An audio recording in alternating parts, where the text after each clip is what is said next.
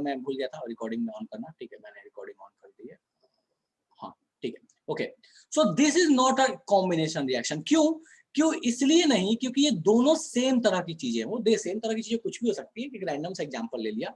सो हमको ये ध्यान रखना है कि दो या दो से अधिक तरह की चीजें मिले, अधिक कुछ भी हो सकता है, 5-10 हो सकता है, लेकिन दो से कम नहीं हो सकता, ठीक है। तो अगर एक प्रोडक्ट दे तो हम उसको बोलते हैं कॉम्बिनेशन रिएक्शन। कोई ऐसा, अच्छा शिखर सर दो या दो से अधिक क्या एलिमेंट कंपाउंड, कुछ भी हो सकता है शिखर, एलिमेंट भी हो सकता है कंपाउंड भी हो सकता है, इसका कोई रेस्ट्रिक्शन नहीं है कि वो एलिमेंट होगा या कंपाउंड होगा, दो या दो से अधिक तरह का एलिमेंट या कंपाउंड, दैट्स ओके, ठीक है। फॉर एग्जांपल देखो, जैसे मान लो इस केस में देखो, चलो मैं इधर साइड में एक और एग्जांपल लिखता हूं, जैसे मान लो Na+Cl2 that is giving NaCl, ठीक है। बैलेंस करके लिखना है तो आप इसको बैलेंस कर लो, यहाँ दो लगा लो, यहाँ दो लगा लो, बैलेंस हो गया, ठीक है। अब बोलता है कि भैया क्या ये कॉम्बिनेशन रिएक्शन है? बिल्कुल है। क्यों है? क्योंकि यहाँ पे भैया दो तरह की चीजें हैं, दैट डजंट मैटर कि दोनों एलिमेंट है, दो कंपाउंड भी हो सकते हैं, ऐसा कोई नहीं, ऐसा कोई रेस्ट्रिक्शन नहीं है कि दो कंपाउंड नहीं हो सकता।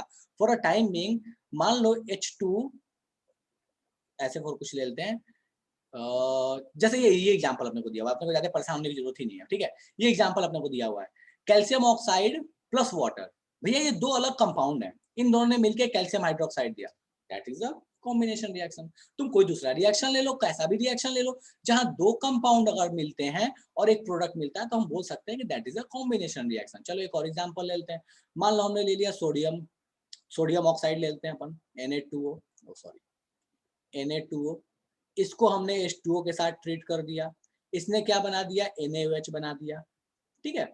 बैलेंस करके लिख सकते हो इसको, और राइटिंग तो खैर पता ही है, ठीक है। तो इसको बैलेंस कर लो, ठीक है। So this is also a combination reaction. अब ये ध्यान रखना कि यहाँ 2 लगा हुआ है, इसका मतलब ये नहीं कि दो से अधिक प्रोडक्ट मिला, टाइप ऑफ प्रोडक्ट तो एक ही है ना, दैट इज NaOH। तो हाँ, this is also combination reaction. चलेगा क्या? कोई ऐसा मैक्सिमम कितने एलिमेंट एंड कंपाउंड रिएक्ट कर सकते हैं? मिस्टी, इसका कोई रूल नहीं है, कोई रेस्ट्रिक्शन नहीं है, 2, 5, 10 कुछ भी हो सकता है, कुछ भी लिमिट इसका नहीं है सर। एक मिनट बेटा, साहिल H2O2 is giving H2, हाँ बिल्कुल, this is also combination reaction. हाँ बोलो बोलो साहिल, अच्छा साहिल ही बोला, वही पूछ रहे थे हाँ बोलो बोलो। सर, वही पूछ रहे थे, हाँ हमको लगा बिल्कुल आप मैसेज नहीं पढ़े। अच्छा ठीक है, तो बिल्कुल कॉम्बिनेशन रिएक्शन है ना, हाइड्रोजन ऑक्सीजन दो अलग अलग एलिमेंट हैं, दोनों ने कंबाइन किया H2O बनाया, कॉम्बिनेशन रिएक्शन इज डन। बस एक एलिमेंट और एक कंपाउंड बना सकता है, बिल्कुल बना सकता है, और क्यों नहीं बना सकता, ये एग्जांपल देखो। अच्छा चलो, ये तो दोनों एलिमेंट ही है, बिल्कुल हो सकता है यार, ऐसा कोई रूल नहीं है। चलो देखो देखो, मैं एग्जांपल उसका भी बता देता हूँ, एक एलिमेंट एक कंपाउंड, ऐसा कोई देखो, ऐसा कोई भी रेस्ट्रिक्शन नहीं है कि एलिमेंट कंपाउंड या एलिमेंट एलिमेंट, ऐसा कुछ भी नहीं है। तुम किसी भी तरह का कॉम्बिनेशन हो, दैट इज अ, किसी भी तरह कॉम्बिनेशन हो, दो का प्रोडक्ट एक बने, that is a combination reaction, ठीक है।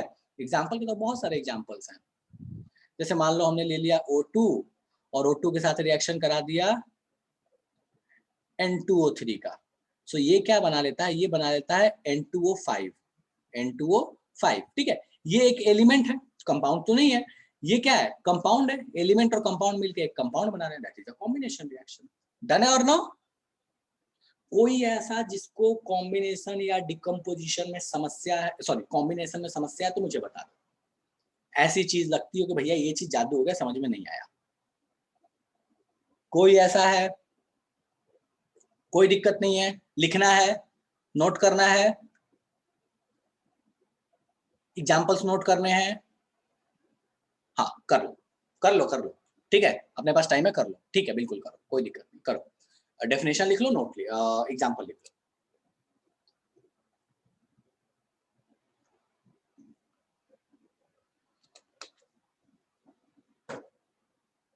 कर लो कोई दिक्कत नहीं है। सर, हाँ बाबू ये बोलो। कार्बन के बगल में एस क्या लिखा हुआ है?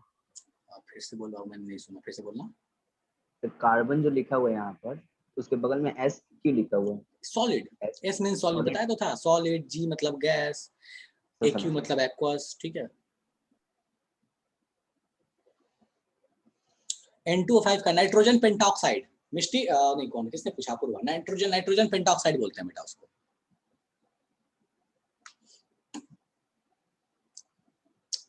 नाम पे मत जाओ, अभी नाम के लिए परेशान नहीं हो, अभी कोई जरूरत नहीं है, चिल करो।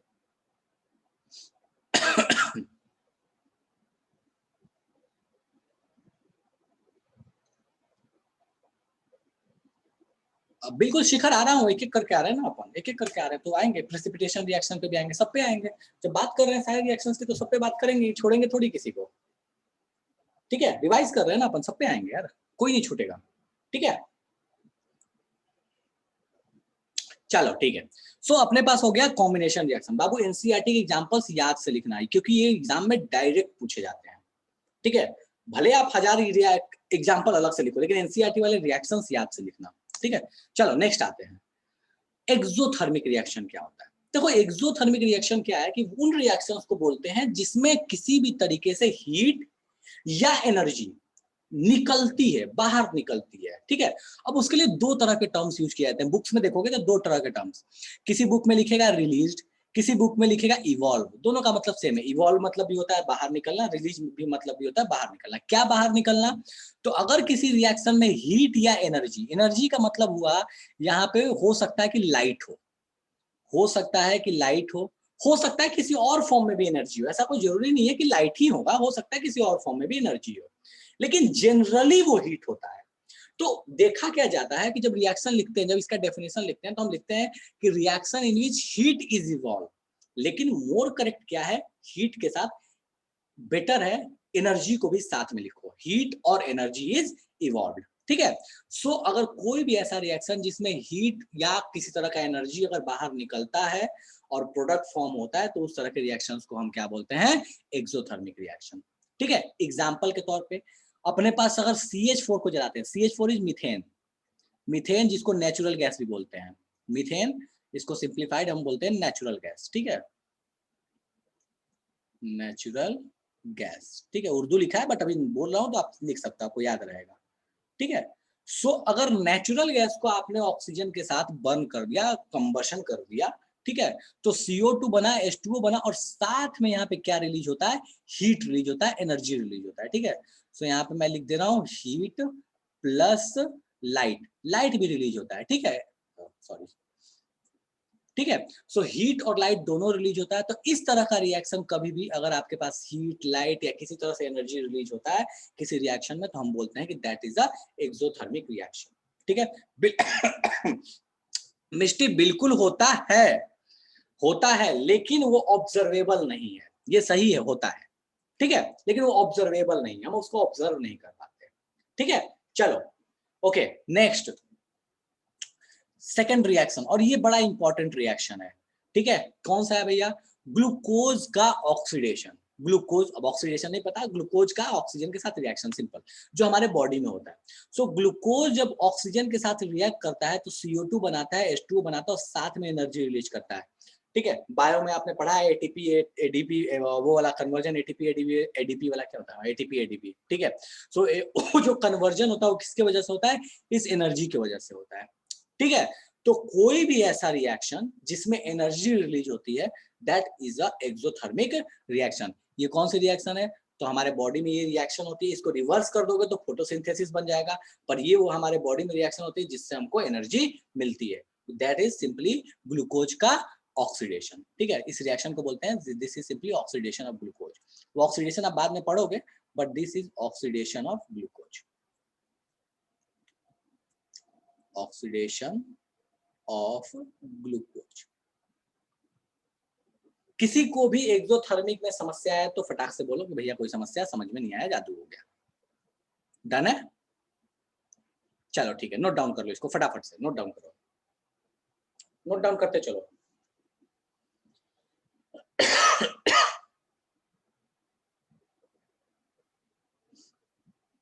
ऑडियो ऑन करने का परमिशन है, ऑडियो ऑन करके बोल सकते हो। ठीक है, बस देखना क्लास डिस्टर्ब ना हो, बाकी ठीक है, कोई दिक्कत नहीं है।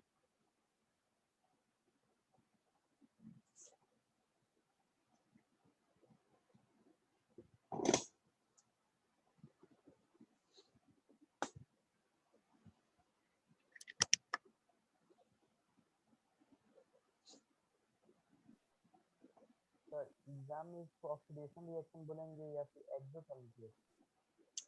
बहुत धीरे आवाज आ रहा है, फिर से बोलो जरा। एग्जाम में सर इसको ऑक्सीडेशन रिएक्शन लिखेंगे या फिर एक्सोथर्मिक रिएक्शन? दोनों दोनों बिल्कुल करेक्ट है। देखो ऐसा, अच्छा एक चीज समझो कि ऐसा कोई जरूरी नहीं है कि कोई रिएक्शन जो है वो एक कैटेगरी में आ रहा है तो दूसरे में नहीं जा सकता, ऐसा कोई रूल नहीं है। एग्जाम्पल के तौर पे मैं बताता हूँ, ठीक है, एग्जाम्पल के तौर पे मैं यहाँ समझाता हूँ। जैसे देखो कार्बन का जलना, अब यहाँ मैं लिख रहा हूँ, देखो बर्निंग ऑफ कोल मान लो, बर्निंग ऑफ कोल, ठीक है। अब इस रिएक्शन को मैं लिखता हूँ, ये है क्या, कार्बन है सॉलिड फॉर्म में, ऑक्सीजन के साथ रिएक्ट किया, CO2 बना दिया, ठीक है। चलो फेज हटा दे रहा हूँ मैं, यहाँ सॉलिड हटा दे रहा हूँ, ठीक है। ये बर्निंग ऑफ कोल का रिएक्शन है। अब ये जो रिएक्शन है ना, ये बहुत अलग अलग तरीके के रिएक्शंस में काउंट हो सकता है। कैसे काउंट हो सकता है? पहला चीज, इसको तुम कॉम्बिनेशन रिएक्शन बोल सकते हो। भैया मुझे बताओ, बोलोगे कि नहीं बोलोगे, कॉम्बिनेशन है कि नहीं है? जल्दी से मुझे मैसेज करके बताओ कि दिस इज कॉम्बिनेशन और नॉट। बिल्कुल एक कॉम्बिनेशन है, क्योंकि दो या दो से अधिक तरह की चीजें मिलकर एक प्रोडक्ट देते, कॉम्बिनेशन है। ऑक्सीजन के साथ रिएक्शन हो रहा है और यहाँ हीट रिलीज हो रही है, एनर्जी रिलीज हो रही है, ठीक है। एक्सोथर्मिक भी है, बिल्कुल है, ठीक है। चूंकि इस रिएक्शन को बचपन में भी पढ़े थे कि ऑक्सीजन के साथ रिएक्शन अगर ओपन इन्वायरमेंट में हो रहा है, पूरा सप्लाई ऑक्सीजन का, तो हम इस रिएक्शन को एक और भी नाम दे सकते हैं, that is combustion reaction. Combustion reaction, ठीक है। सो बाबू इस रिएक्शन को हम इन तीनों कैटेगरी में रख सकते हैं, और इन तीनों को छोड़ एक और, सॉरी भूल ही गया मैं उसको, तो रेडॉक्स रिएक्शन या ऑक्सीडेशन रिएक्शन, रेडॉक्स पूरा रेडॉक्स बोल सकते हैं, तो इसको रेडॉक्स के ही कैटेगरी में रखना चाहिए, ठीक है। सिर्फ ऑक्सीडेशन का कोई मतलब नहीं बनता, बोल लेते हैं लोकल लैंग्वेज में, दैट इज डिफरेंट थिंग। सो ये एक रेडॉक्स रिएक्शन भी है। सो एक रिएक्शन हो सकता है कि वो मल्टीपल कैटेगरी से बिलोंग करता है, ऐसा कोई रूल नहीं है कि वो एक ही से बिलोंग करेगा, ऐसा कोई भी रूल नहीं है। सो ये रेडॉक्स भी है, कंबशन भी है, एक्सोथर्मिक भी है, कॉम्बिनेशन भी है। रेडॉक्स बाद में पढ़ोगे, कोई दिक्कत नहीं है, बाकी सब तुमको पता है। डन है क्या अंकित? Yes sir. हाँ, तो ऐसा कोई नहीं है कि एक रिएक्शन जो है एक में आ गई तो दूसरे में नहीं आ सकती, बिल्कुल आ सकती है, कोई दिक्कत नहीं। बट हाँ, एक बात जो ध्यान रखना कि कॉम्बिनेशन और डिकम्पोजिशन दोनों एक रिएक्शन नहीं हो सकता, क्योंकि दोनों अपोजिट प्रोसेस है। तो अगर अपोजिट वाले तो सेम नहीं हो सकते ना, सेम में तो नहीं होगा, ठीक है। तो बस ये चीज ध्यान रखना। और सोडियम भी ऑक्सीजन से रिएक्ट होता है भाई, सोडियम ऑक्सीजन से भयानक रिएक्ट होता है यार, बॉम्ब फूट जाएगा ऑक्सीजन से रिएक्ट होगा तो सर वो भी तो एक्सोथर्मिक हो सकता है। बिल्कुल है, एक्सोथर्मिक है, भयानक एक्सोथर्मिक, एक्सोथर्मिक नहीं भयानक एक्सोथर्मिक, अलग सर अलग उसका लेवल का रिएक्शन लिख एक्सोथर्मिक। देंगे, रिएक्शन रिएक्शन लिख, लिख दीजिए ना। रिएक्शन लिख यस दो, सर। ठीक है।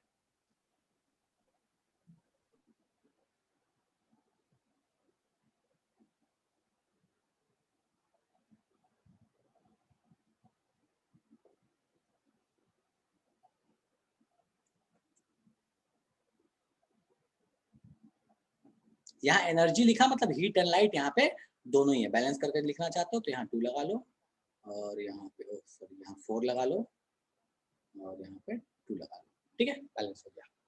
डन है। रस्टिंग एक्सोथर्मिक, स्लो एक्सोथर्मिक है बट है, ठीक है, होता है बट स्लो है, बहुत स्लो है, बहुत स्लो है।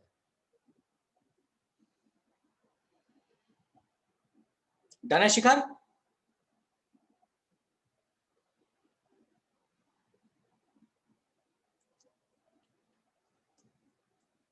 ये रेडॉक्स कौन सा केमिकल रिएक्शन, अभी आगे आएगा, अभी आगे आएगा, आगे आगे, ठीक है। रेडॉक्स अभी नहीं पढ़ा है, चलो ठीक है। सो ये अपने पास कहानी हो गई।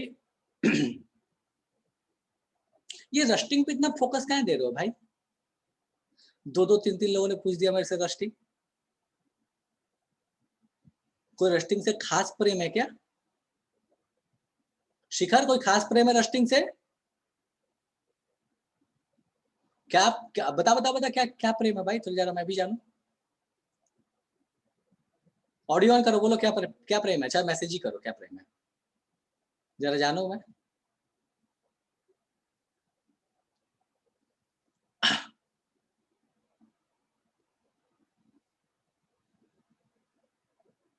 अरे नहीं ठीक है, मतलब दो तीन लोगों ने पूछ दिया, दो तीन लोगों ने पूछ दिया, इसलिए मैं बोल रहा हूँ कि ऐसा क्या प्रेम है भाई, जरा जाना जाए। चलो ठीक है, कोई दिक्कत नहीं, ओके फाइन। सो ये कहानी हो गई, किसी को नोट करना है नोट डाउन कर सकते हो फटाफट से, कोई दिक्कत नहीं है, अपन आगे बढ़ेंगे।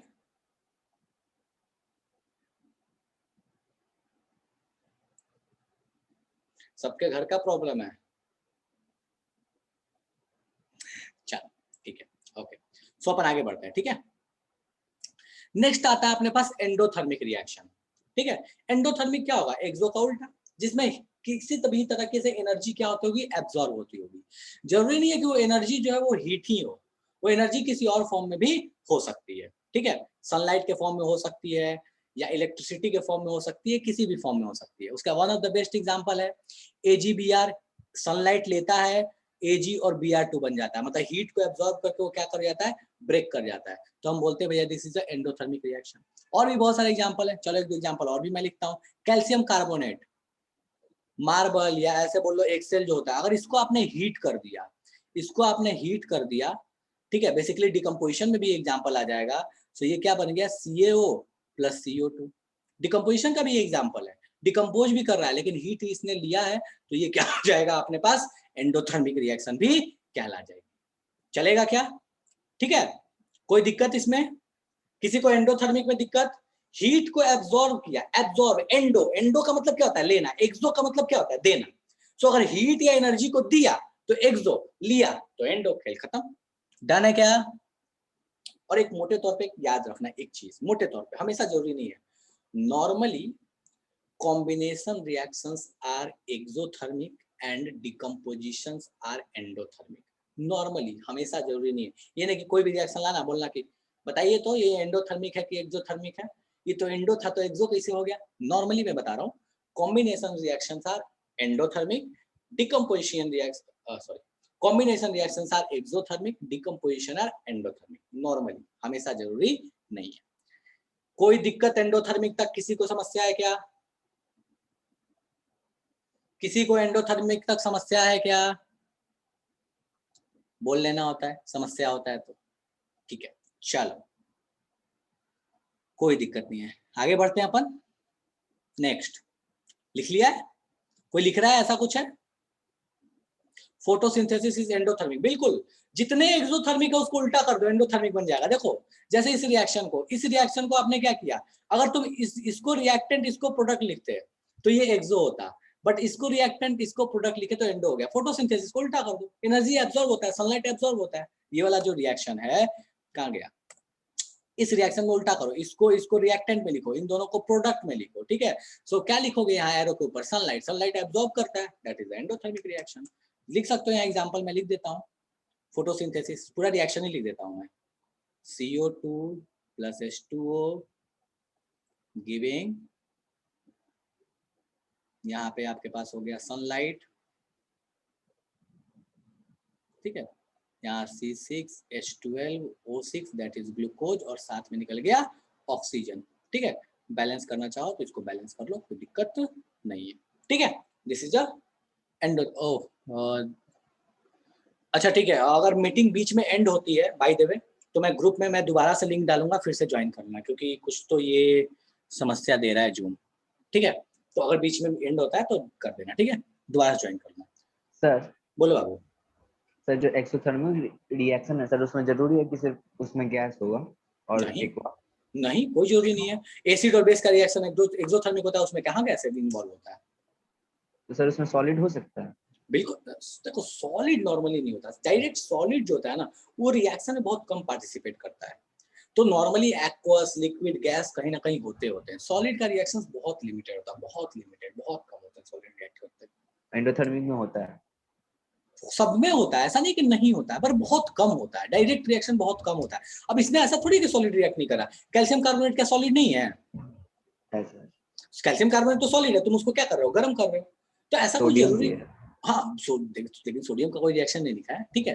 तो कोई भी ऐसा रिएक्शन सब जरूरी नहीं है कि नहीं है, लेकिन ये कोई कंडीशन नहीं है कि सॉलिड होना चाहिए, नहीं होना चाहिए, या लिक्विड या गैस होना चाहिए, ऐसा कुछ भी कंपलसरी कंडीशन नहीं है, ऐसा कोई भी कंडीशन अप्लाइड नहीं है, ठीक है। ठीक है सर। हाँ, एक्यू का मतलब एक्वस होता है शिखर, एक्वस का मतलब होता है पानी में घुला हुआ, ठीक है, पानी में घुला हुआ, ऐसे समझ लो, ठीक है। सर अगर चाय बनाते हैं तो सर वो भी तो सर एंडोथर्मिक में आएगा, चाय बनाना। हाँ ठीक है, चाय बनाना भी एंडोथर्मिक प्रोसेस है, रिएक्शन नहीं है, एंडोथर्मिक प्रोसेस है, ठीक है। चलो, अच्छा था ये, ठीक है, लेकिन अब उसमें बहुत सारी चीजें हैं, ठीक है, उस पर डिस्कस नहीं कर रहा मैं, ठीक है। चलो, ओके हाँ बिल्कुल बिल्कुल बिल्कुल अखिलेश बिल्कुल, मैं समझ गया, भावना समझ गया भाई, मैं भावना समझ गया। ठीक है, चलो नेक्स्ट आते हैं अपन। Okay, decomposition reaction. भैया डिकम्पोजिशन क्या है? कॉम्बिनेशन का उल्टा। क्या कॉम्बिनेशन कहता था? कॉम्बिनेशन कहता था दो या दो से अधिक रिएक्टेंट एक प्रोडक्ट। डिकम्पोजिशन बोलता है दो, सॉरी हाँ ठीक था, माय बैड, दो या दो से अधिक रिएक्टेंट एक प्रोडक्ट, तो कॉम्बिनेशन था। डिकम्पोजिशन क्या बोलता है? उल्टा बोलता है एक रिएक्टेंट दो या दो से अधिक प्रोडक्ट, एक रिएक्टेंट दो या दो से अधिक प्रोडक्ट। एक चीज है टूट के दो या दो से अधिक चीजों में बन जाए, सिंपलर चीजों में, कभी नहीं भी हो सकता है सिंपलर, जरूरी नहीं है सिंपलर। ठीक है, सो एक चीज टूट जाए दो या दो से अधिक में बन जाए, that is a decomposition reaction. ये तीनों एनसीईआरटी के एग्जांपल्स हैं, इन तीनों को ध्यान रखिएगा, और खास करके इस एग्जांपल को। ये एग्जांपल बहुत बार एग्जाम में डायरेक्ट पूछा जाता है। ठीक है, लेड नाइट्रेट जब हीट करते हैं तो लेड ऑक्साइड NO2 और O2 बनता है। अच्छा, हीट करते हैं मतलब एंडोथर्मिक रिएक्शन भी है, ध्यान रखना, हीट दे रहे हो मतलब एक एंडोथर्मिक है, यहाँ भी हीट दी एंडोथर्मिक है, यहाँ भी हीट दी एंडोथर्मिक है। So maximum decomposition reactions are endothermic reaction. ठीक है, चलेगा? चलो, अब ये जो डिकम्पोजिशन रिएक्शन है, एक मिनट आ रहा हो रिया, ये जो डिकम्पोजिशन रिएक्शन है ये दो तरीके, मतलब और भी बहुत तरीके हैं, बट मेनली दो तरीके के हम जानते हैं। कौन से दो तरीके? So thermal decomposition and photo decomposition. Thermal decomposition का मतलब क्या हुआ? हीट के वजह से, गर्म करने के वजह से अगर वो डिकम्पोज होता है तो that is known as thermal decomposition. Decomposition reaction carried out by heating, heating की वजह से अगर डिकम्पोज किया तो दैट इज अ थर्मल। जैसे ये हुआ, ये हुआ, ये हुआ। ठीक है, बिल्कुल इलेक्ट्रिक भी होता है मिस्टी, बिल्कुल मैंने इलेक्ट्रिक नहीं लिखा है क्योंकि वो मतलब जरूरत नहीं था इसलिए मैंने लिखा नहीं है। ठीक है, फोटो डिकम्पोजिशन। फोटो डिकम्पोजिशन क्या होता है? वो डिकम्पोजिशन जो लाइट के वजह से होता है। ठीक है, अगर आपने लाइट दिया है, जैसे यहाँ पे AgCl को अगर आपने सनलाइट दिया तो ब्रेक हो गया। ठीक है, so that is a photo decomposition. ठीक है, सो कोई भी ऐसा डिकम्पोजिशन जो लाइट के वजह से हो that is a photo decomposition, heat के वजह से हो तो थर्मल डिकम्पोजिशन, इलेक्ट्रिसिटी के वजह से भी हो सकता है। ठीक है, दैट इज अ इलेक्ट्रोलिसिस या electric decomposition, electro decomposition sorry. ठीक है, तो बहुत तरह के डिकम्पोजिशन हो सकते हैं, ध्यान रखिएगा। अपने को इतना ज्यादा मतलब दिमाग अपने को नहीं लगाना, बट हाँ ध्यान रखिएगा कि इस तरह की पॉसिबिलिटीज भी बनती हैं। दूसरी चीज, ये बहुत इंपॉर्टेंट रिएक्शन इस डिकम्पोजिशन का ये है, दैट इज AgBr, जो सनलाइट के प्रेजेंस में Ag प्लस Br2 देता है। क्यों बहुत इंपॉर्टेंट रिएक्शन है ये इसलिए बहुत इंपॉर्टेंट है क्योंकि ये ब्लैक एंड व्हाइट फोटोग्राफी में ये रिएक्शन यूज किया जाता है। पहले जो ब्लैक एंड व्हाइट फोटोग्राफी होता था जिसमें वो देखे होंगे कि एक क्या बोलते हैं उसको, निगेटिव होता था। उस निगेटिव को क्या करते थे कि सॉल्यूशन में डिप किया जाता था, अंधेरे रूम में रखा जाता था, और फिर देखे होंगे कि वहां से अपन ब्लैक एंड व्हाइट फोटो निकलता था। ठीक है, सो मूवीज में देखे होंगे, अभी तो आप लोगों ने शायद ओरिजिनल में देखा नहीं होगा कभी ब्लैक एंड व्हाइट फोटोग्राफी। ठीक है, सो जो ये ब्लैक एंड व्हाइट फोटोग्राफी है उसमें इसका यूज किया जाता था। कैसे यूज किया जाता था? तो पहले इसका सॉल्यूशन बनाया जाता था और उसमें डिप किया जाता था।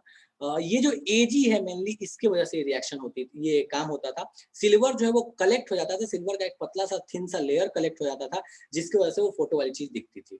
ठीक है, सो बेसिकली अपने को उतना नहीं जानना, वो फालतू का चीज है, उसमें कोई मतलब काम की चीज नहीं है। बस सीधे आपको ये ध्यान रखना है कि AgBr जो है वो सनलाइट के प्रेजेंस में Ag और Br2 दे देता है। ठीक है, और ये जो रिएक्शन है ये यूज होती है ब्लैक एंड व्हाइट फोटोग्राफी में। एक चीज जो आपको और ध्यान रखनी है, Br2 जो गैस है, कभी कभी ये क्वेश्चन पूछा गया है, ठीक है, कुछ कॉम्पिटेटिव एग्जाम्स में, तो ध्यान रखना कि Br2 जो गैस है ये येलो ऑरेंज कलर का होता है। ठीक है, सो येलो तो येलो वाई बना ही दिया। ठीक है, और ऑरेंज कलर का होता है, मतलब येलो ऑरेंज कलर का अगर आपको कभी गैस बोले तो आप समझ लेना कि मोस्ट प्रोबेबली वो Br2 के बारे में बात कर रहा है। येलोइश ऑरेंज या येलो ऑरेंज या सिर्फ येलो भी बोल दिया तो समझ लेना कि वो Br2 गैस के बारे में बात कर रहा है। तो येलो ऑरेंज कलर होता है इसका। ठीक है, और जो ये Cl2 होता है ये व्हाइट कलर का होता है, ये व्हाइट फ्यूम्स होते हैं बेसिकली। ठीक है, सो इस चीज को ध्यान रखिएगा कि Br2 का कलर होता है येलो ऑरेंज काइंड ऑफ, और ये जो होता है ये व्हाइट फ्यूम होता है। ठीक है, सो इस रिएक्शन को बोल देता है कभी कभी कि एक रिएक्शन है जिसमें येलो व्हाइट कलर का गैस, येलो ऑरेंज कलर का गैस निकलता है, ब्लैक एंड व्हाइट फोटोग्राफी में यूज होता है। बताओ रिएक्शन कौन सा है? AgBr इज सिल्वर ब्रोमाइड, इसको बोलते हैं, इसका नाम है that is silver bromide, silver bromide. ठीक है, चलो, तो इस चीज को आप ध्यान रखिएगा। फ्यूम्स का मतलब होता है काइंड ऑफ, अमन ऐसे समझ लो, धुआं टाइप की चीज। जैसे होता है ना कि जैसे अगरबत्ती जलाते हो तो जो धुआं टाइप की चीज निकलती है, that is a kind of fume, ठीक है। या फिर कभी कभी कुछ रिएक्शंस में देखे होगे कि धुआं टाइप की गैस टाइप की चीज निकलती है, दैट इज अ फ्यूम, ठीक है। बहुत मतलब कॉन्सेंट्रेटेड गैस निकलता है तो दैट इज अ फ्यूम, ठीक है। सो ये आपके पास कहानी हो गई डिकम्पोजिशन रिएक्शन की। फटाफट से इसको नोट डाउन करो। और ये मीटिंग शायद हो सकता है एंड हो जाए, कुछ जूम का इश्यू है, सो मैं आपको दोबारा लिंक बना के डाल दूंगा, इसको फटाफट से नोट डाउन कर लो, फटाफट से।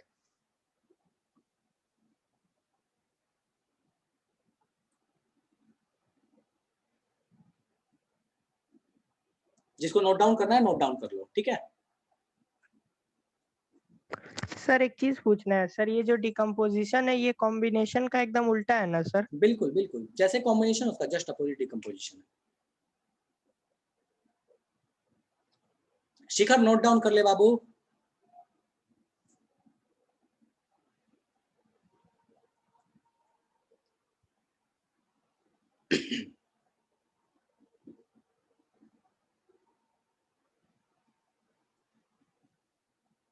चलो ठीक है, आई गेस सबने लिख लिया है क्या?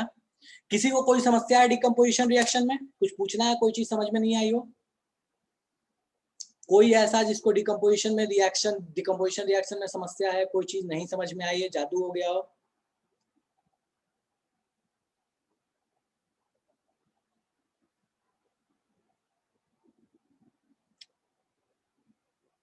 डन है सबको? चल ठीक है, ये वाला समझ नहीं आया। बोलो कौन सा? 2 PB लीड मेरेट जो है सर, लीड बोलो? ऑक्साइड वाला। यार वो सर तो याद लीड बाबू, वो तो याद करना पड़ेगा ना, वो तो रिएक्शन की वो उसको हीट करते हैं तो लेड ऑक्साइड NO2 और O2 बनता है, तो उसमें तू क्या करना चाहता है? रट्टा मारना है, बिल्कुल याद करना है, क्या ऐसा ही होता है। इसीलिए मैंने वो रिएक्शंस लिखे हैं कि कौन सा डिकम्पोज होकर क्या प्रोडक्ट होता है, वो सीधे आपको याद रखना, उसमें कुछ माथा पे चेंज, कोई दिमाग लगाने वाली चीज ही नहीं है। डन है? Yes sir. हाँ ठीक है, वो रिएक्शंस याद करने पड़ते हैं, उसका कोई ऑप्शन नहीं है, ठीक है। मतलब तुम कुछ लॉजिक लगा के याद कर लो, दैट इज डिफरेंट थिंग, मतलब कुछ मीम बना लो, कुछ इस टाइप की चीज करके याद कर लो, लेकिन याद करने पड़ेंगे, उसका कोई उपाय नहीं है। चलो ठीक है। सो ये हाँ बिल्कुल सीखा करना पड़ता है, ऑप्शन नहीं है, ठीक है। सो ये अपने पास कहानी हो गई डिकम्पोजिशन रिएक्शंस की, ठीक है। आगे आते हैं जरा, मिनिमम याद करना होता है। शिखर मैं जो बहुत इंपॉर्टेंट है वो बता देता हूँ, जैसे ये बहुत इंपॉर्टेंट रिएक्शन, इसलिए मैंने इसको बोला कि इसको याद रखना, बहुत बार बहुत ज्यादा बार पूछा जाता है ये रिएक्शन, ठीक है। चलो नेक्स्ट अपन आते हैं, अभी ग्रुप में मैसेज आएगा दोबारा लिंक पे, तो ज्वाइन कर लीजिएगा, ठीक है। चलो नेक्स्ट आता है अपन डिस्प्लेसमेंट रिएक्शन। ये रिएक्शन थोड़ी समस्या देने वाली है, थोड़ा इसमें मेहनत आपको करना पड़ेगा। चलो समझते हैं ये रिएक्शन क्या है।